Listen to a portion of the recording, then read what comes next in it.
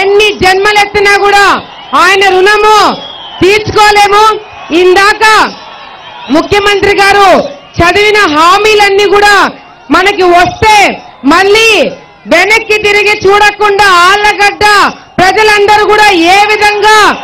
మరి ముందుకు వెళ్తారనేది కూడా మనం అందరం కూడా గమనించుకోవాలా. ఈరోజు భూమా నాగిరెడ్డి గారు, శోభా నాగిరెడ్డి గారు చనిపోయిన తర్వాత మనకందరికీ అండగా నిలబడి ఈరోజు అభివృద్ధి కార్యక్రమాలు మరి దాదాపుగా 2,000 కోట్ల రూపాయలు ఆళ్లగడ్డకి ఇచ్చినందుకు మనమందరం కూడా ముఖ్యమంత్రి గారి రుణం తీర్చుకోవాలా. ఈరోజు వైఎస్ఆర్సీపీ నాయకులు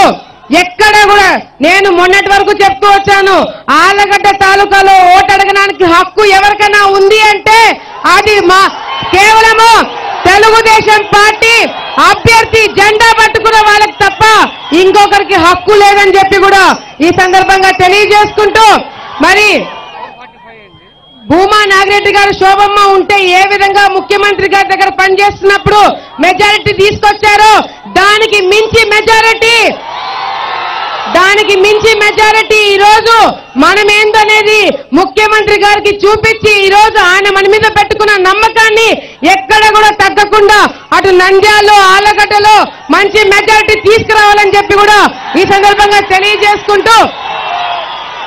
మరొక్కసారి ముఖ్యమంత్రి గారికి ఇక్కడికి వచ్చినందుకు పేరు పేరున ధన్యవాదాలు తెలియజేసుకుంటున్నాం.